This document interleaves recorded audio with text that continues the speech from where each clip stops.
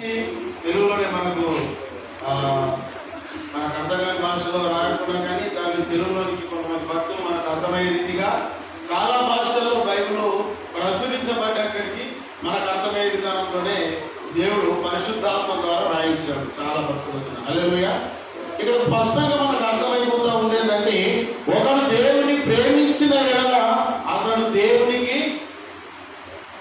ఎరుకైన వాడంటే అర్థం ఏంటి? అసలు దేవుని ప్రేమించడం అంటే ఏంటి? హలో, దేవుని ప్రేమించడం అంటే ఏంటి?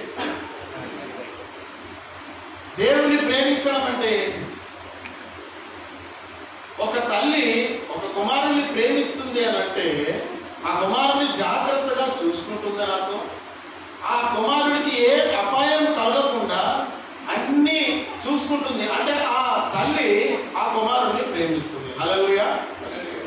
ఒక వృద్ధాప్య దశకు రాగానే కూడా కొడుకు పెద్దవాడైనప్పటికీ తల్లిని కూడా జాగ్రత్తగా చూసుకోవడము అది కొడుకు ప్రేమ, అది తల్లి ప్రేమ. హల్లెలూయా.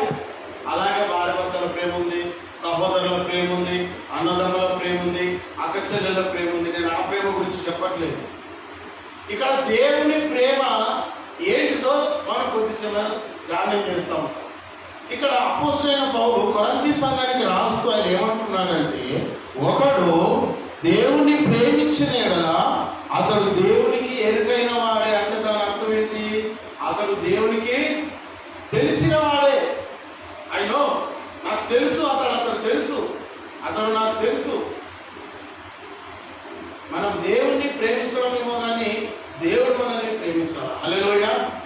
మనం దేవుని ప్రేమిస్తున్నాం, అందరం అంటారు ప్రేమిస్తున్నాను అయ్యని ప్రేమిస్తున్నాను, కానీ దేవుడు మనల్ని ప్రేమిస్తున్నాడు. అది పాయింట్. హల్లెలూయా. దేవుడు నాకు తెలుసు అంటాం, కానీ మనం దేవునికి తెలుసా? మనం దేవునికి తెలుసా? ఆ విషయాన్ని కొద్దిసేపు మనం ధ్యానం చేస్తాం. దేవుడు నాకు తెలుసు, దేవుని చూస్తున్నాను. మరి దేవుడు నిన్ను చూస్తున్నాడా? దేవుని యొక్క దృష్టిలో, దేవుని యొక్క చిత్తంలో మనం ఉన్నామా? అది కావలసినటువంటి విషయం. ఇక్కడ కొరింథీ సంఘానికి పౌలు ఏం రాస్తున్నాడంటే ఒకడు దేవుణ్ణి ప్రేమించినడా అతడు దేవునికి ఎరుకైన వాడే. హల్లెలూయా. దేవునికి అతడు ఏమైనట్లు? ఎరుకైన వాడు. మీరు చెప్పండి ఒకసారి, దేవుణ్ణి ప్రేమించడం అంటే ఏంటి? ఒకసారి మీరు చెప్పగలుగుతారా? అయ్యా ఇది చేస్తే దేవుణ్ణి ప్రేమించినట్లే, ఇది చేస్తే దేవుని ప్రేమించినట్లే చెప్పగలుగుతారు ఎవరైనా? దేవునికి స్తోత్రం. హల్లెలూయా. అదే రెఫరెన్స్కి వెళ్తాను నేను ఇప్పుడు. Thank you, very good. కొంతమంది చెప్పలేదు, ఎందుకనంటే ఏదో చెప్పేస్తారు కొంతమంది. హల్లెలూయా. బైబిల్ ఉన్నదన్నమాట, అక్కడికి వెళ్తాను రెఫరెన్స్. నెక్స్ట్ వాక్యానికి అక్కడికి వెళ్తాను నేను. దేవుని ఆజ్ఞలు గైకొనడమే దేవుని ప్రేమించడం. మరి దేవుని ఆజ్ఞలు గైకొనడం కష్టమా సులభమా? దేవుని ఆజ్ఞల్ని గైకొనడం ప్రేమించడం అని చెప్పారు, సంతోషం. మరి దేవుని ఆజ్ఞల్ని గైకొనడం కష్టమా సులభమా అంటే పాటించవచ్చా పాటించరాదా? ఇక్కడ కొంచెం మనకు గ్యాప్ అయిపోతుంది. హల్లెలూయా. 1 యోహాను, దయచేసి దేవుని యొక్క వాక్యం గురించి చదువుతున్నా. 1 యోహాను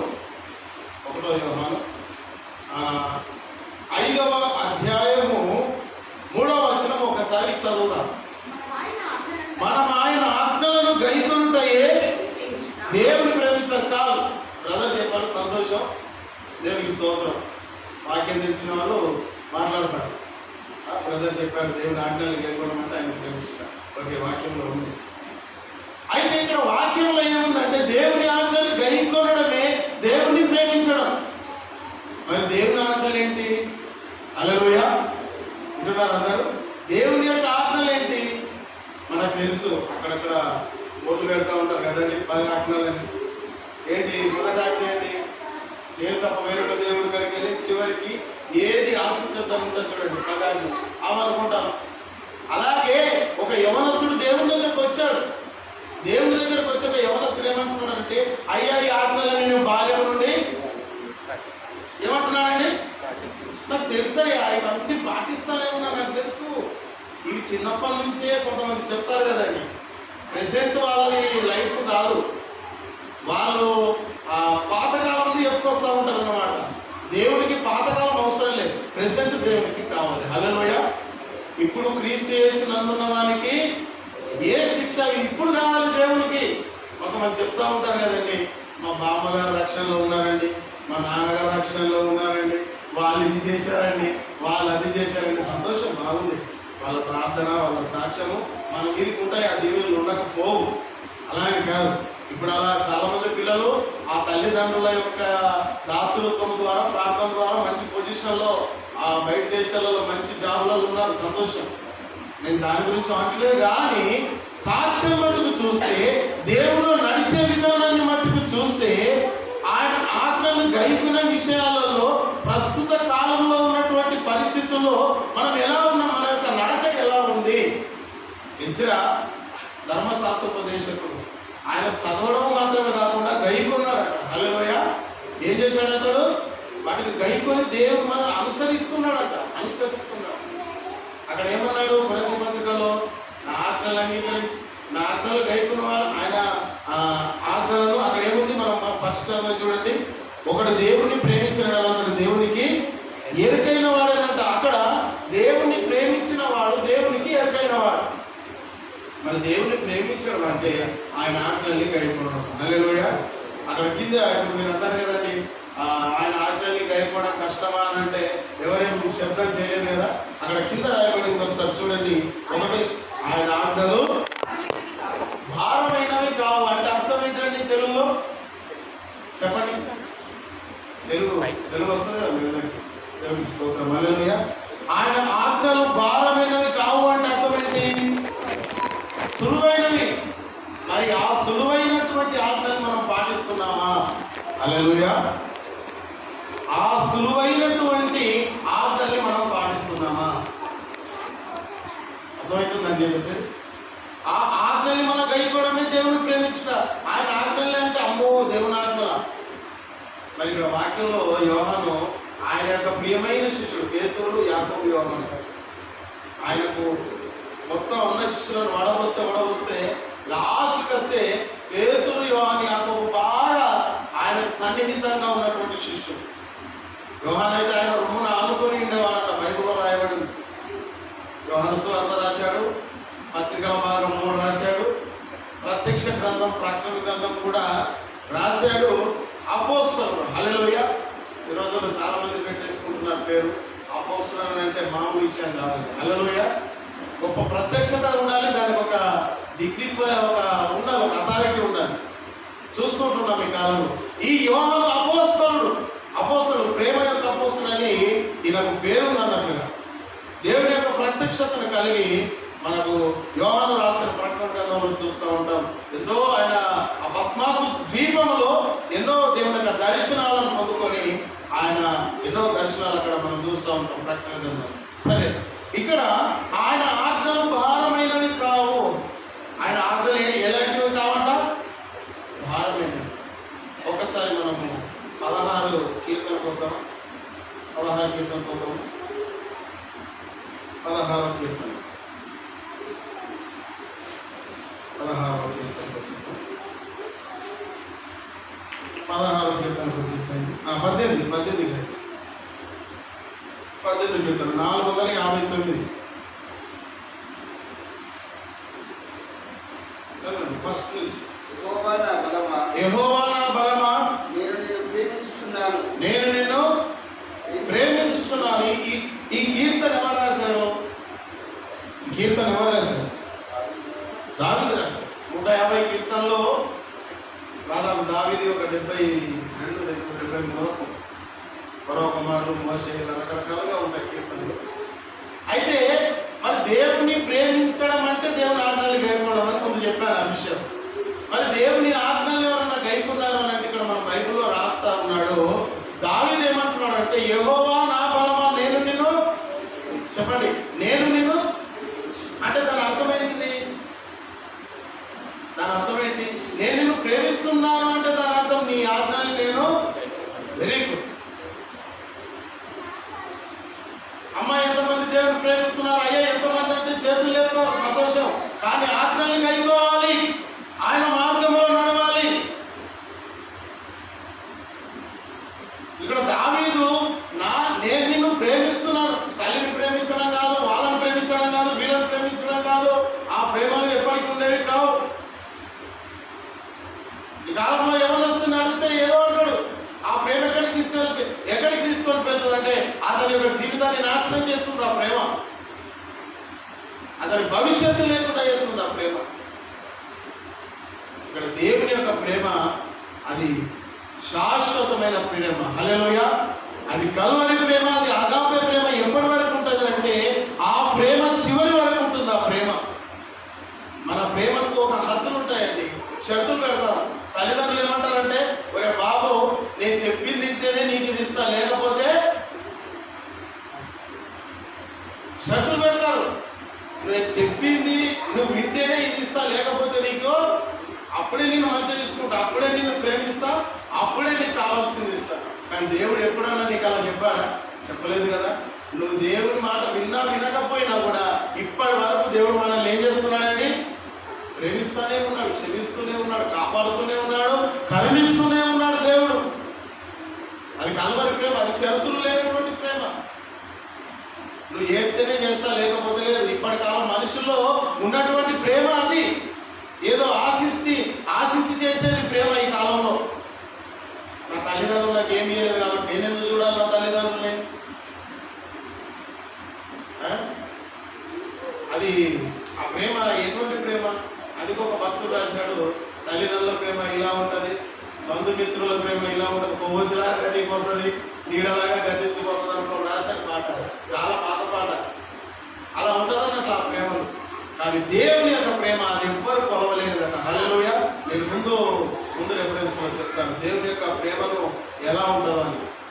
అయితే ఇక్కడ దావీదు ఏమంటున్నాడంటే, నేను నిన్ను ప్రేమిస్తున్నాను ప్రభా, దీనిలో ఏ మొహమాటం లేదు, ఏ విధంగా అబద్ధాలేమి లేవు అంటే దాని అర్థం ఏంటి? నీ ఆజ్ఞని నేను చెప్పండి, నీ ఆజ్ఞని నేను గైకొను.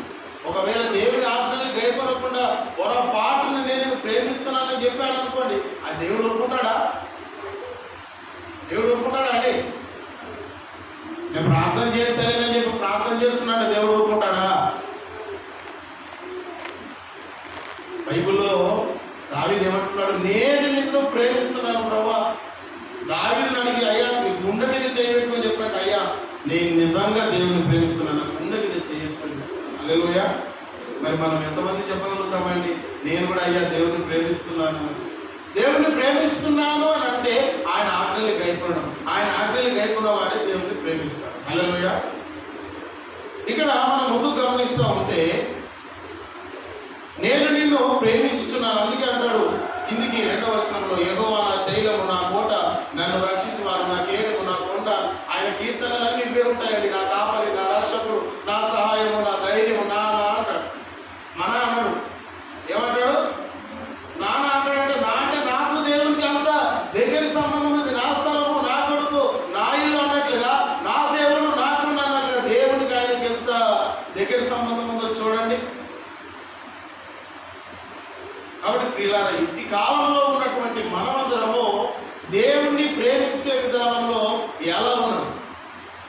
సోదరులు చెప్పారు, దేవునికి ఇచ్చే విషయంలో మనము ఉండాలి అన్నింటిలో అన్నట్టుగా.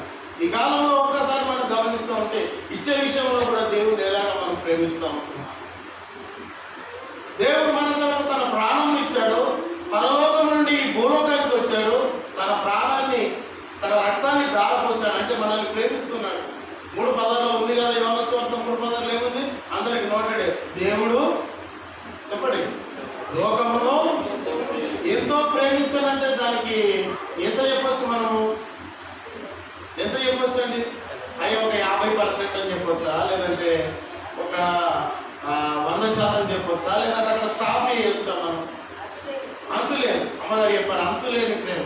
పాటలు కూడా కొంతమంది రాశారు కదా, అంతులేని ప్రేమ, శాశ్వత ప్రేమ. దేవుని యొక్క ప్రేమ ఎలా ఉందంటే, ఆయన పరలోకం నుంచి భూలోకానికి నీ కొరకు నా కొరకు వచ్చాడు. ఈ భూలోకానికి వచ్చి నీ కొరకు నా కొరకు ప్రారంభించి మళ్ళీ ఎక్కడికి వెళ్ళాడు? పరలోకానికి వెళ్ళి నీ కొరకు నా కొరకు ఏం సిద్ధపరుస్తున్నాడు? ఆయన స్థలాన్ని సిద్ధపరుస్తున్నాడు. ఆయన పశ్చిమ భాగంలో కూడా స్థలం లేదు, సత్రంలో స్థలం లేదు, కానీ నీ కొరకు నా కొరకు స్థలం సిద్ధపరుస్తున్నాడట. అంటే దీనిలో ఏముంది అన్నట్లుగా చెప్పండి, ఏముంది? నువ్వంటే దేవునికి ప్రేమ ఉందా లేదా? మరి అని మనం ఆలోచన చేస్తాం. ఇదే యోహాను పత్రికలో అంటాడు యోహాను భక్తుడు, ఆయనతో సహవాసం గలవారని చెప్పుకొని చీకటిలో నడిచిన ఎడల మనం అబద్ధమాడుతూ సత్యంలో జరిగిపోకుండా అని అక్కడ ఆయన అంటాడు. చూడండి, ఆయనతో సహవాసం గలవారని చెప్పుకొని మనం చీకటిలో 6 అదే యోహాను రాసిన మొదటి పత్రిక 1:6 ఆయన అంటాడు. చూడండి, ఆయనతో కూడా సహవాసం గలవారు అని చెప్పి చీకటిలో నడిచిన ఎడల చూసారండి. అంటే నేను దేవునితో నడుస్తున్నాను చెప్పి మనం చీకటిలో నడిచామనుకో మనం నిజం మాట్లాడతలేమంట, మనం అబద్ధాలు చెప్తున్నామంట. హల్లెలూయా. ఇక్కడ ఇదే పత్రికల భాగంలో ఆయన ఏమంటాడు అని అంటే, మీకు క్రొత్త ఆజ్ఞ రాస్తున్నాను అక్కడ 2వ అధ్యాయము 7వ వచనంలో అంటాడు. చూడండి,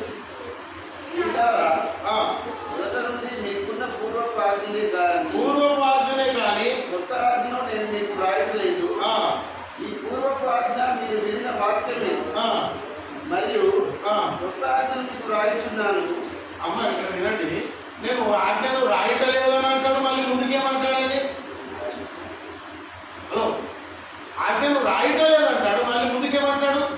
కొత్తది రాస్తున్నాను అంటాడు. మళ్ళీ చదవడం వాక్యం, ప్రియులారా మొదటి నుండి మీకున్న పూర్వకాజ్ఞనే కానీ కొత్త ఆజ్ఞను నేను మీకు రాయటలేదు, కొత్త ఆజ్ఞను రాయటలేదు. మళ్ళీ కంటిన్యూషన్ ఏమంటున్నాడు 8వ వచనంలో?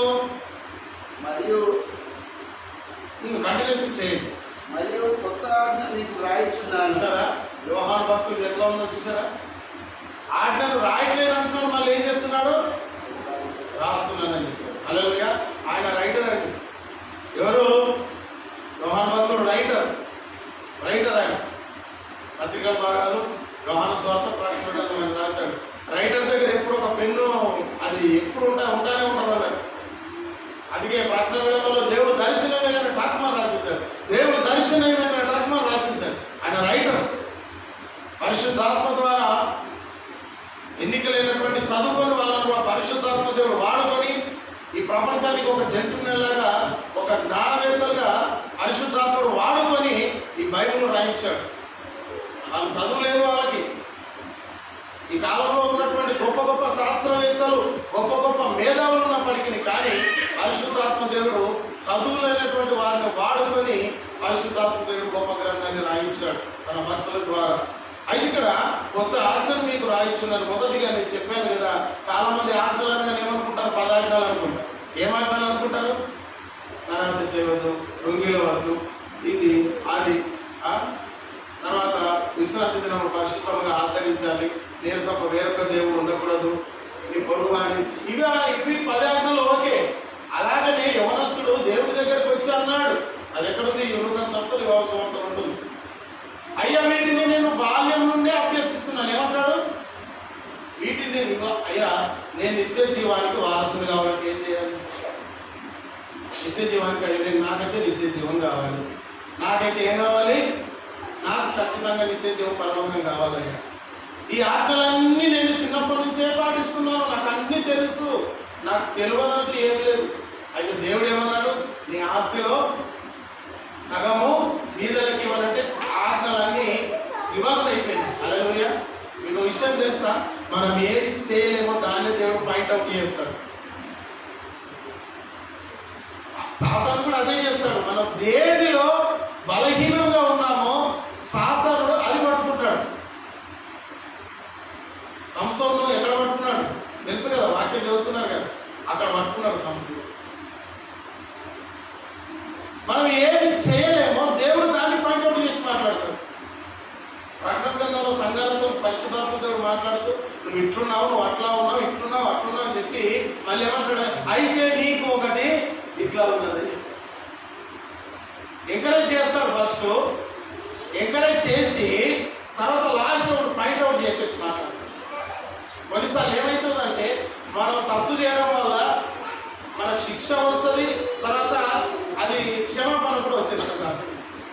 దావీదు జీవితంలో జరిగినట్టు కొన్నిసార్లు ఏమైపోతుందంటే సంసోనులాగా అతను కోరిక దేవుడు తీర్చాడు, తర్వాత చివరికి ఆయన కూడా వెళ్ళిపోయాడు. హల్లెలూయా. రకరకాలుగా ఉంటుందండి, రకరకాలుగా ఉంటుంది. అయితే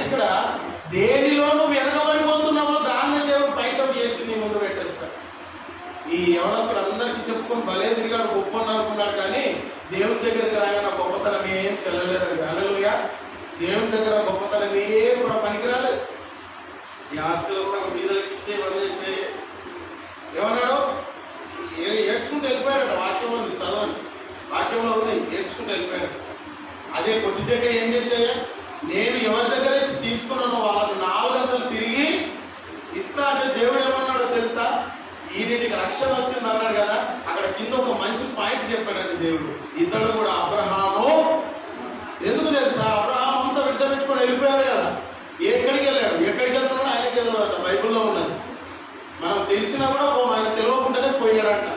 తెలిసిపోయినా కూడా ఏమైపోతుందో అనుకుంటా, కానీ తెలియకుండానే పోయాడంటే దానికి దిక్సూచి, దానికి యొక్క రూటు దేవుడే ఉన్నాడు. హల్లెలూయా. అయితే ఇక్కడ ఆ కొత్త ఆజ్ఞను మీకు రాయించున్నానని చెప్పి, అయితే యేసుక్రీస్తు ప్రభుల వారు ఆయన పరలోకానికి ఆరోహణమయ్యే ముందు మత్తయి సువార్త చివరిలో ఒక వాక్యం ఉంటుంది, చదవండి. 20 చదవండి ఒకసారి. 28, 20.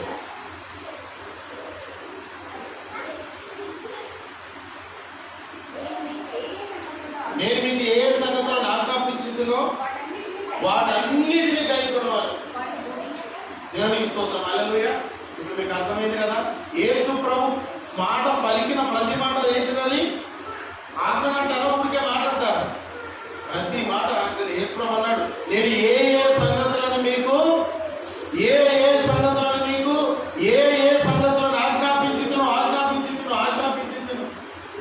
ప్రతి ఒక్కటి కూడా ఆజ్ఞలు. మనల్ని ఏం చేస్తారంటే 10 ఆజ్ఞలు గోడకు పెట్టేసేసి, ఆహా ఇవి నేను పాటిస్తున్నాను, నన్ను నా అంత గొప్ప లేదనుకుంటారు. హల్లెలూయా. బైబిల్లో చాలా ప్రతి మాట ఖండితమైన ఒక శాసనమే దేవుని యొక్క మాట. అయితే ఇక్కడ మనం గమనించి చూస్తూ ఉంటే ప్రేమ గురించి మనం ధ్యానిస్తూ ఉన్నాం కదా.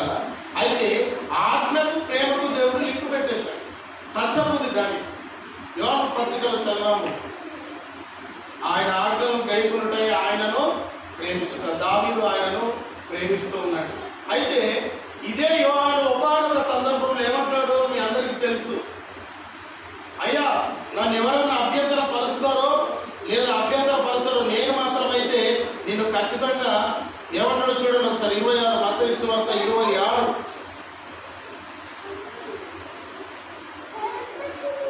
సీమోను పేతురు ఏమంటాడు? 26:33. అందుకు పేతురు, నీ విషయమే అందరూ అభ్యంతర పడినను నేను ఎప్పుడు నా అభ్యంతర పడనని చెప్పగా అతన్ని చూసి ఆ రాత్రి కోడికైన మునిపే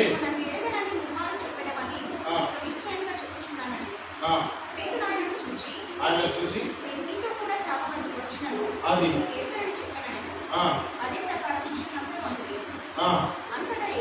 యేసు చాలండి. ఇక్కడ జరిగిన సందర్భం మీ అందరికీ తెలుసు. అయ్యా ఎవరు అభ్యంతర పడిన నేను చావలసి వచ్చినా కూడా ఇంకొక సువార్తలో రాయబడ్డ దాన్ని ఒట్టు కూడా పెట్టుకున్నారట. ఎవరో అక్కడ మంట కాచుకునే సమయంలో ఒక చిన్నది ఒక ఆపత్తి ఏమన్నదంటే, నువ్వు కూడా యేసుప్రభు శిష్యుల్లో చెప్పండి, మీరు కూడా యేసుప్రభు శిష్యులు అయ్యా? అమ్మ నేను కాదు. ఒకటోసారి అయిపోయిందా? మళ్ళా రెండోసారి ఇంకొక ఆమె వస్తుంది కదా, అయ్యా నువ్వు కూడా శిష్యులలో ఉన్నావని అంటే ఏమంటాడా? అక్కడ రెండోసారి అబద్ధం చెప్పేస్తాడు. మళ్ళీ ఇంకొకసారి వేరే దగ్గరికి వెళ్ళాను పోయి ఇట్లా ఒక టవర్ కప్పేసుకొని ఆడ కూర్చుంటే అక్కడ కూడా ఏమంటాడండి? యేసుప్రభు అంటే ఎవరు నాకు అక్కడ అనగానే ఏమైపోతుందండి? అక్కడ యేసుప్రభు ఏమన్నాడు? నువ్వు నన్ను నిలవని ముమ్మారు చెప్తావని చెప్పగానే కోడికి వస్తుందని చెప్పాడు యేసుప్రభు. అలా చెప్పగానే ఏమైపోతుంది? కోడికి వస్తుంది. హల్లెలూయా. కోడి అబద్ధం కాదు కదా. యోహాను అబద్ధమైన, పేతురు సీమోను అబద్ధమైన. ఇక్కడ మనం చూసినట్లయితే 15వ ఈ యోహాను సువార్త 21:15 ఒక వాక్యం ఉంది. వారు భోజనం చేసిన తర్వాత యోహాను సువార్త 21 వారు భోజనం చేసిన తర్వాత యేసు సీమోను పేతురును చూచి యోహాను కుమారుడైన సీమోను వీరికంటే నీవు నన్ను ఎక్కువగా ప్రేమించుచున్నావా అని అడగగా అతడు, అవును ప్రభువా, నేను నిన్ను ప్రేమించుచున్నానని నీవే ఎరుగుదువని ఆయన 16వ వచనం. మరలా ఆయన యోహాను కుమారుడైన సీమోను నన్ను ప్రేమించుచున్నావా అని రెండవసారి ఆయనను అడగగా అతడు అవును ప్రభువా నేను నిన్ను ప్రేమించుచున్నానని నీవే ఎరుగుదువని ఆయనతో చెప్పాడు. తర్వాత 10వ వచనం.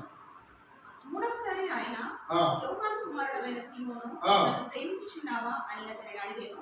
నన్ను ప్రేమించుచున్నావా అని మూడవసారి తను అడిగినందుకు పేతురు వ్యసనపడి ప్రభువా నీవు సమస్తము ఎరిగిన వాడవు. చాలు, అక్కడ 3 సార్లు ఆయన నాకు తెలియదు అన్నాడు కదా. అందుకే యేసు ప్రభు ఇక్కడ ఎన్నిసార్లు అడుగుతున్నాడు ఆయనని, నువ్వు నన్ను ప్రేమిస్తున్నావా నిజంగానే? అవును ప్రభా. నువ్వు నన్ను ప్రేమిస్తున్నావా? అవును ప్రభా. నువ్వు నన్ను ప్రేమిస్తున్నావా? అవును ప్రభా. తీసుకొచ్చి ఏమన్నాడో తెలుసా? అయ్యా వ్యసనపడి నేను నిన్ను ప్రేమించేది నీకే తెలుసు. కొంతమంది ఏమంటారో తెలుసా? ప్రార్థన చేసినప్పుడు అయ్యా నా భక్తి నీకే తెలుసు అంటారు. మొత్తం బ్యాలెన్స్ చేసేస్తాను దేవుడు. ఇక ఏమైనా చేసుకో ప్రభా, నా భక్తి అంతా నీకే తెలుసు ప్రభా. 15 సంవత్సరాల నుంచి నేను ఏంటో నీకు తెలియదా? తెలుసు, నువ్వంటేందో దేవుడికి తెలుసు. కానీ నువ్వు రోజు ప్రార్థన చేయాలి కదా, వాక్యం చదవాలి కదా, మందిరానికి రావాలి కదా, దేవునికి ఇవ్వాలి కదా. ఈ నీకే తెలుసు ప్రభా. ఇక ఏంటి తెలుసు దేవునికి? దేవునికి ఏమి తెలుసు? ప్రెసెంట్ కావాలి దేవునికి. నువ్వు పాతకాలంది కాదు ఇప్పుడు కావాల్సింది. ఇప్పుడు నువ్వు ఎలా ఉన్నావో దేవునికి కావాలి. యోహాను కుమారుడైన సీమోను, ఇదిగో పేతురు నువ్వు నన్ను ఎరగవని 3 సార్లు అబద్ధం చెప్తావా అంటే, అయ్యా ప్రభా నేను చెప్పను ప్రభా, నాకు 3 సార్లు అబద్ధం చెప్పు. ఎందుకో తెలుసా అండి? దావీదు భక్తుడు ఏమన్నాడో తెలుసా? 139వ కీర్తన అనుకుంటాను. మాట నా నాలుకకు రాక మునిపే, అక్కడ ఉంటుంది ఆ మాట. మాట నా నాలుకకు రాక మునిపే, ఒకసారి తీయండి, ఒకసారి 139 అనుకుంటాను. 139.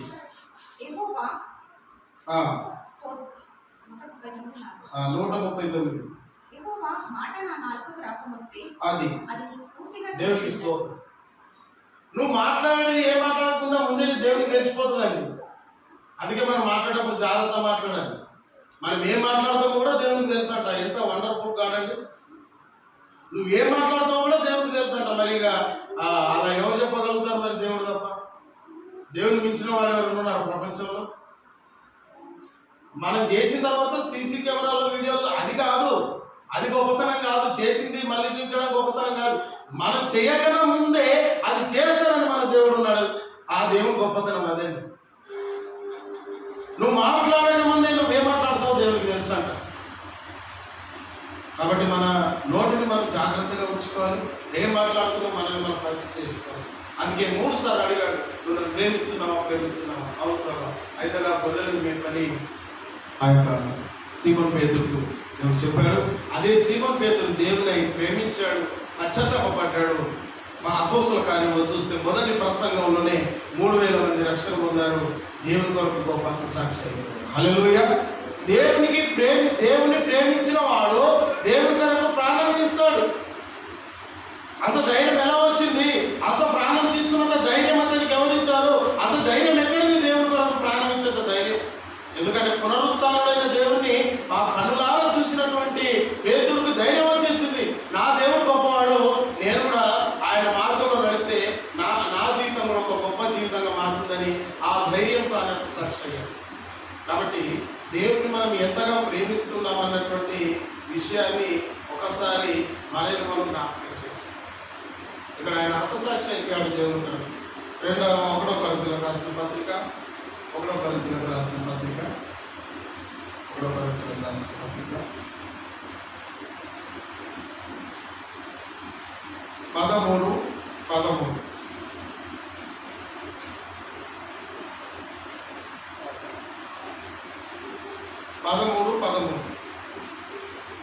13 ఫస్ట్ చదవండి.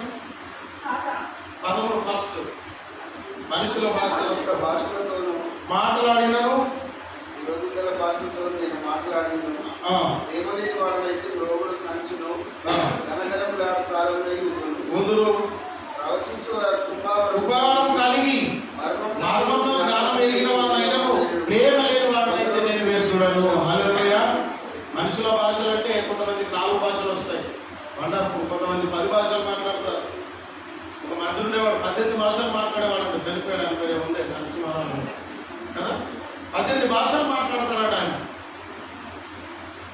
చదువులేని వారు కూడా ఫారెన్ అయితే హిందీ నేర్చుకోవచ్చు. ఏదో అక్కడ మాట్లాడితే హిందీ వచ్చేస్తుంది, అది వేరే American language, Brazil language, Australia English మాట్లాడతారు, చాలా మంచిదే, ఓకే. ఫారెన్ వాళ్ళతో వస్తే మాట్లాడుతూ అమ్మో ఆయనకు ఎంత జ్ఞానం ఉంది అనుకుంటాం.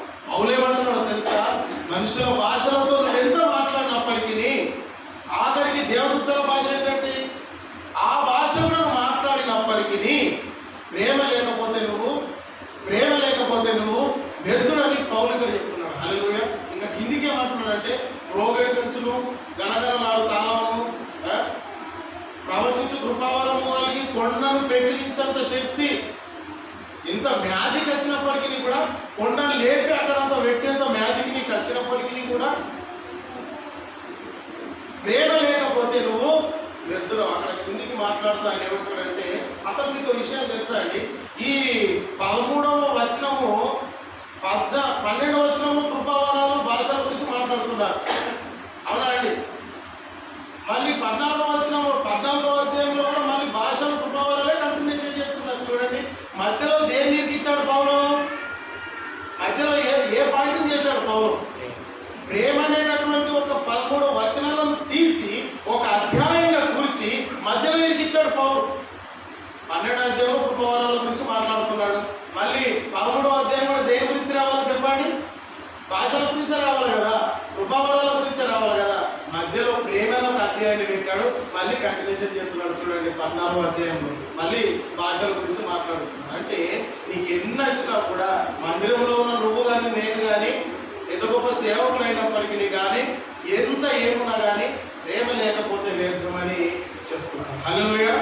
కాబట్టి నీ జీవితంలో నా జీవితంలో కింద అంటున్నాడు ఆ 13:13లో లాస్ట్ అక్కడ అంటున్నాడు చూడండి, కాగా విశ్వాసము, నిరీక్షణ, ప్రేమ, ఈ 3 నిలుచులు, వీటిలో శ్రేష్టమైనది ప్రేమయే. వీటిలో శ్రేష్టమైనది ప్రేమయే. అందుకే ఎన్నాడు మారింది నా యేసుని దివ్య ప్రేమ, యేసుని ప్రేమ అది ఎవరు కొలవలేనిది, అది ఎప్పటికీ నిలిచిపోతుంది, అది ఎప్పటికీ ఉండిపోయింది. మార్కు సువార్త 12వ అధ్యాయము, మార్కు సువార్త 12వ అధ్యాయము 28 చదవండి ఒకసారి. మార్కు సువార్త 12వ అధ్యాయం 28. శాస్త్రులలో ఒకడు వచ్చి విని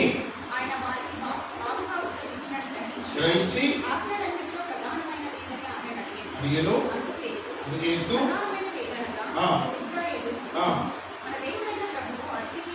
అద్వితీయ ప్రభు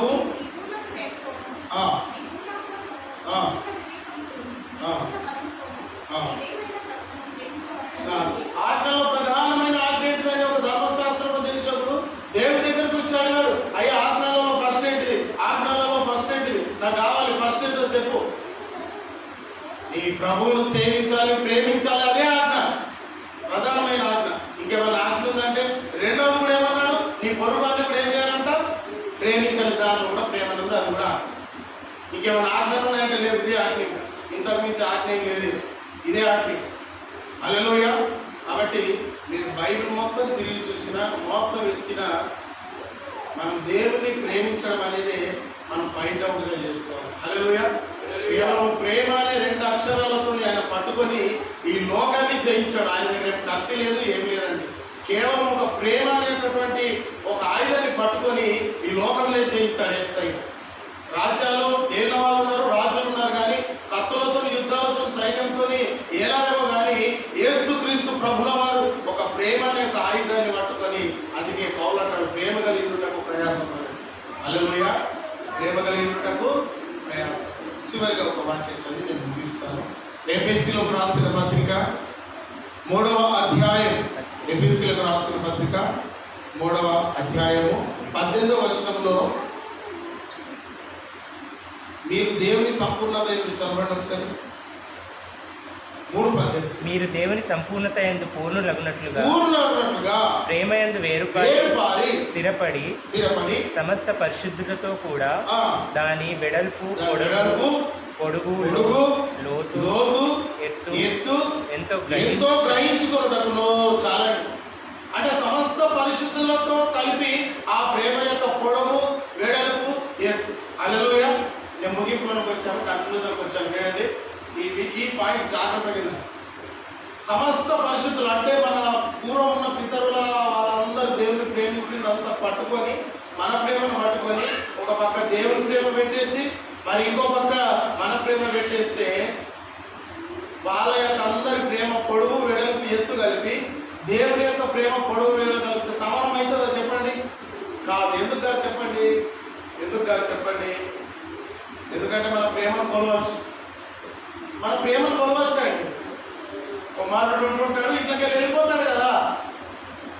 కుమారుడు ఉంటుంటాడు, ఇంట్లోకి వెళ్ళిపోతాడు. కానీ ప్రేమ లేకపోతే దేవుడిని ప్రేమిస్తేనే ప్రేమిస్తా, లేకపోతే లేదన్నట్టుగా కొంతమంది దేవుని ప్రేమించినట్లుగా వెళ్ళిపోతారు, కొద్దిగా ప్రేమిస్తారు. యేసు దగ్గరకు ఒక స్త్రీ వచ్చింది, ఆమె విస్తారమైన పాపాలు చేసింది. ఆయన దేవుడు ఏం చేశాడో తెలుసా? అందరూ వచ్చి ప్రభా ఇది పాపి ప్రభా అని కాలు కడుగుతుంది ప్రభా, చిచ్చి లేవగలించాలంటే ఆమె నన్ను విస్తారముగా ప్రేమించుచున్నది కనుక ఆమె విస్తార పాపాలు క్షమించబడ్డాయి. ఆమె విస్తారంగా నన్ను ప్రేమిస్తుంది. నువ్వు ఏ రోజున నన్ను ముద్దు పెట్టుకున్నావు, నా పక్కనే ఉన్నావు అని శిష్యుతున్నాను. ఏ రోజునగా నా కాళ్ళు కడిగావు? ఆమె నన్ను విస్తారంగా ప్రేమించింది కనుక ఆమె విస్తార పాపాలను క్షమించాలి. హల్లెలూయా. మనకు ఆత్మఫలాలు ఉంటాయి కదండి. ఫస్ట్ ఏమున్నదండి దాంట్లో? ఫస్ట్ ప్రేమనే ఉంటుంది. అది మనం పాయింట్అవుట్ చేసి ఫస్ట్ మనం ముందుకు నడుస్తూ ఉంటే మన జీవితం బాగా నడుస్తుంది. హల్లెలూయా. ఇక్కడ మన కన్క్లూజన్ వచ్చాం. ఎఫెసీ పత్రికలో పౌలు అంటున్నాడు, సమస్త పరిశుద్ధులతో కూడా కలిసి ఆయన మన ప్రేమ యొక్క పొడవు వెడల్పు లోతు ఎత్తు, ఆయన యొక్క ప్రేమ యొక్క పొడవు ఇదిగోండి. పొడవు అంటే ఇదేనండి పొడవు అంటే, వెడల్పు అంటే ఇదేనా? ఇది. ఎత్తు అంటే, లోతు అంటే. ఇప్పుడు దేవుని యొక్క ప్రేమ యొక్క పొడవు ఎంత చెప్తారు ఎవరైనా? వెడల్పు ఎంత, లోతు ఎంత, ఎత్తు ఎంత? ఎవరైనా చెప్పండి. మనది కాదు, నేను మన ముందున్న మన భక్తులంతా కలిపి చెప్తున్నాను. వాళ్ళంతా కలిపి మనది ఇప్పుడు కలిపినా కూడా సమానం అవుతుందా దేవుడికి? ఈక్వల్ కాదు. రెండు తక్కెల్లో ఆయన ప్రేమ అక్కడ పెట్టి మన ప్రేమ పెడితే ఆయనదే బరైపోతుంది, మనమే తేలిపోతాం. హల్లెలూయా. హల్లెలూయా. కాబట్టి నీ జీవితంలో, నా జీవితంలో మనం దేవుడిని ఎంతగా ప్రేమించినా నువ్వు దేవునికి మనం ఆ రుణస్తులమే, అప్పున్న వాళ్ళమే, బాకీ ఉన్న వాళ్ళమే మనం దేవుడిని ఎంతగా ప్రేమించు. అందుకని చాలామంది భక్తులు అయ్యో నా ప్రాణం దేవుడికి ఇస్తే, సజీవంగా నేను దేవుడికి అర్పించుకుంటే నా ప్రాణం అలా నా దేవుడికి కొంచెం సాటిస్ఫాక్షన్ అయితే అనుకున్నారు. కానీ మనం ఏం చేసినా దేవుని యొక్క ప్రేమకు మనం సాటికలు. ఆ శాశ్వతమైన ప్రేమ ముందు మన ప్రేమ ఎంతగానో ఉండకుంటారు. హల్లెలూయా. కాబట్టి ఈ సమయంలో నీవు దేవుని ఎంతగా ప్రేమిస్తున్నావని ఒక్కసారి నిన్ను ఆలోచించుకో. దావీదు ఏమంటున్నాడు? నేను నిన్ను ప్రేమిస్తున్నాను. యేసు ప్రేమించినటువంటి లాజరు అనేటటువంటి శిష్యుడు చనిపోయినప్పుడు అక్కడ రాయబడింది, యేసు అతన్ని ప్రేమించాడు కనుక 4 రోజులు అయినా కూడా అతని శవాన్ని దేవుడు సజీవ లెక్కలుగా లేపినట్లుగా మనం అక్కడ చూస్తాం. 4 రోజులు అయినప్పటికీ కూడా వాసన కొట్టినా కూడా అతన్ని దేవుడు లేపాడు. ఎందుకు? యేసు తాను ప్రేమించినటువంటి శిష్యుడట, ఆయన ప్రేమించిన వాడట, యేసు ప్రేమించిన వాడట. మార్తా మరియను ఆ లాజరును యేసు ప్రేమించాడు. మనం దేవుని ప్రేమించడం కాదు, కానీ మనల్ని దేవుడు ప్రేమించడం గొప్ప. హల్లెలూయా. కాబట్టి దేవుని మనం ప్రేమించుదాం. ఎల్లప్పుడూ దేవునితో మనం ప్రేమ కలిగి ఉందాం. సహోదరులను ప్రేమిద్దాం, ఈ లోకాన్ని ప్రేమిద్దాం. సమస్తముని ప్రేమ ద్వారా ముడి కట్టబడి ఉన్నది కనుక ప్రేమ లేకుండా మనం ఏం చేసినా ఫెయిల్ అయిపోతాం. హల్లెలూయా. నేను ప్రేమను పక్కన పడేసి ఇంకేదన్నా ఉందా అంటే నువ్వేం లేదు. ఫస్ట్ ఆఫ్ ఆల్ అదే, దాన్నే మనకు టార్గెట్ అయిపోతుంది. అదే మనకు టార్గెట్ అయి ఫైట్ అవుట్ చేస్తూ ఉంటాం. అందుకే దావీదు దేవుని ప్రేమించుకున్నాడు. మనం కూడా ఆయన ఆజ్ఞలు గైకొని, ఆయన కట్టడలను గైకొని అన్నీ పోతాయి, అన్నీ నిలిచిపోతాయి. ఈ లోకంలో అన్నీ గతించిపోతుంది, కానీ లాస్ట్ మిగిలేది ఏంటిది? మొదటి పత్రికలు చదవం. ఈ లోకంలో అన్నీ గతించిపోతాయి. ప్రవచన నిరంతరం, భాష నిరంతరమైతే అన్నీ పోతాయి, కానీ నిరీక్షణ అక్కడ ఉన్నాయి 3 ఇచ్చాడు. దాంట్లో లాస్ట్కు నిలిచిపోయేది ప్రేమ. హల్లెలూయా. కాబట్టి నీ జీవితంలో, నా జీవితంలో అతి ప్రేమను నువ్వు నేను కలిగి ఉంటే, దేవుడిని ప్రేమించి ప్రాణం ఇచ్చాడు, నీ కొరకు భూమి మీదకి వచ్చాడు, పరలోకానికి వెళ్ళాడు, నీ కొరకు స్థలం సిద్ధపరిచాడు, ఇంకా నీ గురించి ఆయన విజ్ఞాపనతో ప్రార్థనలోనే ఉన్నాడు. మరి నువ్వు దేవుడిని ప్రేమించి మనమేం చేస్తున్నావు? మాట రూపకంగా కాకుండా క్రియారూపకంగా మనం దేవుడిని ప్రేమించి చేయాలి. శ్రేష్టమైనది ప్రేమనే. ఫస్ట్ పాయింట్లో ఉన్నది ప్రేమనే, ఆత్మబలంలో ఉన్నది ప్రేమనే. ధర్మశాస్త్రోపదేశకుడు వచ్చి అయ్యా ప్రధానమైన ఆజ్ఞ అంటే ప్రేమ అని చెప్పాడు. అన్నిటికీ బైబిల్ అంతా నువ్వు వెతికి చూస్తే లాస్ట్కి వచ్చేది మనకు ప్రేమనే ఉంటుంది. కాబట్టి ఆయన మనం ప్రేమించిన వారంగా ఉంటే ఆయన ఆజ్ఞలను అంగీకరించి వాటిని గైకులు వాడి నన్ను ప్రేమించేవారు. ఆజ్ఞలకు ప్రేమకు దేవుడు లింక్ పెట్టచ్చు. కాబట్టి మనం ఆయన ఆజ్ఞలు గైకొనకుండా మనం ఆయనను ప్రేమించడం కష్టం. కేవలం 10 ఆజ్ఞలు మాత్రమే పాటించి నేను 10 ఆజ్ఞలే పాటిస్తున్నాను కాదు. బైబిల్లో ఉన్న ప్రతి మాట దేవుని ఆజ్ఞని ఒక యవనస్తుడు అలా చేసి దుఃఖపడుతూ వెళ్ళిపోయాడు. అన్నీ చేద్దాం, అన్ని ఆజ్ఞలు పాటించుదాం. దేవునిలో నిజమైన యథార్థమైనటువంటి కల్వరి ప్రేమ, అగాప ప్రేమ, శాశ్వతమైన ప్రేమను పొందుకుందాం. దేవుడి వాక్యం ద్వారా మనం దీవించి ఆశీర్వదించుగా. ఆమేన్. ప్రార్థించుకుందాం. చెప్పబడిన వాక్యం దేవుని